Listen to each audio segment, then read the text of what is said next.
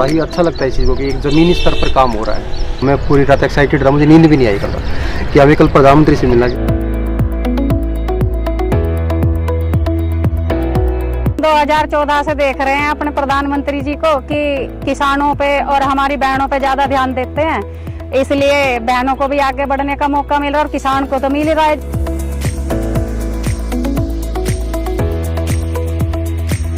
आज क्योंकि हम अपने प्रधानमंत्री जी से मिलने वाले हैं तो एक्साइटमेंट बहुत है, वो आप मेरे चेहरे से भी अंदाजा लगा सकते हैं।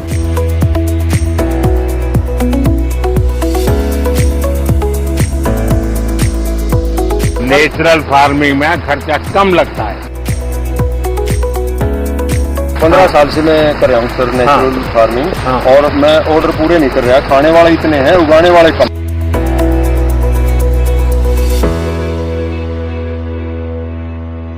जैसे कि कोई बगल वाला खेत वाला करे, जरा पहले दूर से देखे यार ठीक हो रहा नहीं रहा, फिर हम करें क्या? नहीं सर, ज्यादातर तो यही प्रॉब्लम है। इसका उपाय है, ठीक है, मान लीजिए आपके पास बहुत छोटी 2 हेक्टेयर जमीन है, तो छोटा सा टुकड़ा प्रयोग करना चाहिए, बाकियों में नहीं करना चाहिए। बाकियों में आपकी जो, और उसमें अगर ठीक निकलता है या तो 4 कोने में थोड़ा थोड़ा कर देना चाहिए। तो मैं समझता हूँ कि शायद आप खुद अपना प्रयोगशाला अपने खेत में ही खड़ी कर सकते हैं। किसान को किसान देख के जल्दी काम पकड़ता भी, इसकी आमदन मेरे से ज्यादा ना बढ़ जाए। ये बात नहीं है, किसान आज का अवेयरनेस आ चुकी है, लेकिन पिछले 10 सालों में ना किसान सब चना, गेहूं और धान इन फसलों में जा रहे थे। आपने मिल्ट्स के MSP बढ़ा दिया सर। जो झगड़ा कॉर्पोरेट वर्ल्ड में होता है वो आपके यहाँ भी होता है। लैब में काम करने वाले और लैंड पे काम करने वालों का ये नाता, यही तो सबसे बड़ी ताकत है। देखिए, किसानों वैज्ञानिकों ने आपसे जो सुना जाना, उसके आधार पर जो सोच की, उसी में से तो नई नई वैरायटीज आ रही है। और आपके चेहरे से लग रहा है आपको तो बहुत अच्छा लगता होगा। भाई किसान लोग बताइए, नई नई वैरायटी होती है, आप लोगों को कैसा लगता है इसका? आइए किसान मेरे अंडर आ जाए इस खाते में। भारत सरकार की स्कीम आई थी, मेरा गांव मेरा गौरव। तो मेरे भी गांव का क्लस्टर IRA ने अडॉप्ट किया था। तो उसमें हर सोमवार को हमने एक दिन तय किया था कि फार्म स्कूल चलेगा, कोई ना कोई साइंटिस्ट यहाँ से आता था। तो जो हमारी समस्या थी कि हमारा चावल रिजेक्ट हो रहा था बाहर पेस्टिसाइड की वजह से, तो हमारे किसानों के ग्रुप को वो समझाया गया कि आपने ये पेस्टिसाइड नहीं डालनी, और एक गैप के तहत फूड एग्रीकल्चर प्रैक्टिस के तहत आप खेती करोगे। तो आज की डेट में ये पोजीशन है कि हमारा चावल पहले खेत से सैंपलिंग होता है और फिर उसका टेस्टिंग होता है, फिर एक्सपोर्टर लेता है और उसका हमें बाद में, हमारा चावल जाने के बाद हमें एक्स्ट्रा बोनस देता है।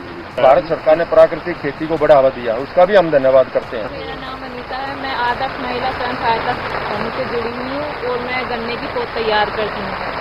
जो अपना रोगग्रस्त गन्ना होता है उसे अलग कर देते हैं, उसको अच्छा गन्ना निकाल के उसकी नस्ल बना करके सबको मालूम है कि आपका रोग मुक्त गन्ना का बीज है।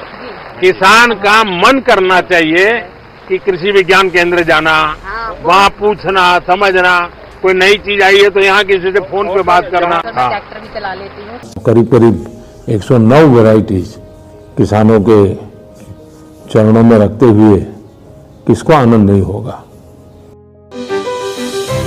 इससे पहले क्या होता था कि ये जब उद्घाटन होते थे नई किस्मों के बीज के, तो कहीं ऑडिटोरियम में बैठ के और अपना रिबन कट जाता था। पहली बार हुआ, किसान बुलाए और किसानों से पूछा।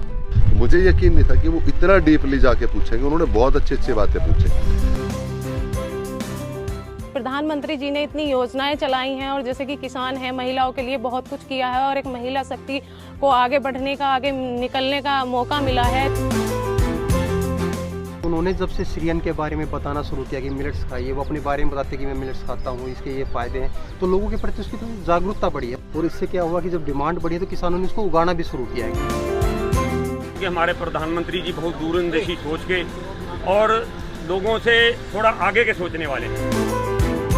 प्रधानमंत्री जी ने कहा भी कि जब तक कि किसान और साइंटिस्ट आपस में नहीं मिलेंगे तो वो लैब में रह जाएगी नॉलेज और वो उसकी फार्म पे रहेगी।